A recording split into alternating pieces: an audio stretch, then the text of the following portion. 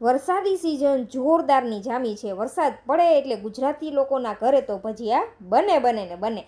તો ફ્રેન્ડ્સ, કેના ભજીયા પ્રિય છે કમેન્ટ જરૂરથી કરજો. તો આજે આપણે બનાવીશું બધાના ફેવરેટ એવા બટેકા વડા નવીન મસાલા સાથે. ફ્રેન્ડ્સ, આ ટ્રીકથી બનાવશો ને એટલે ખૂબ જ સરસ એવા ટેસ્ટી બનશે. તો તેના માટે આપણે રૂટીન મસાલા લીધા છે. એમાં લાલ મરચું, ધાણા જીરું, હળદર પાવડર, નમક, તલ વરિયાળી, મરી પાવડર, ચાટ મસાલો, આમચૂર પાવડર ને ગરમ મસાલો, સાથે આદુ મરચાં ક્રશ કરેલા, થોડા દાડમના દાણા ઉમેરી દેવાના છે.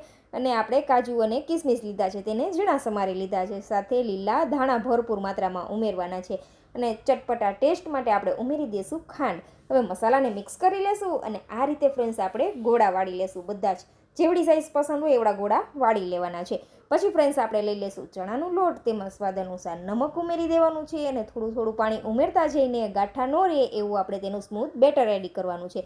પછી અડધી ચમચી જેટલો મીઠા સોડા અને અડધા લીંબુનો રસ ઉમેરી દઈશું. સારી રીતે મિક્સ કરી દઈશું.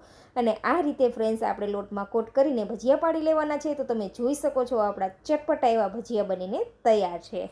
તો મને તો સૌથી પ્રિય છે આ બટેકાવડા. ફ્રેન્ડ્સ, જો આ ટ્રીકથી બટેકાવડા બનાવશો ને એટલે એટલા સરસ ઝટપટા બનીને તૈયાર થશે કે તમે રૂટીન જે બનાવતા હોય મસાલા તેના કરતાં પણ ફ્રેન્ડ્સ આ રીતે ખૂબ જ સરસ ટેસ્ટી બને છે. જરૂરથી ટ્રાય કરજો અને ફોલો કરી લેજો.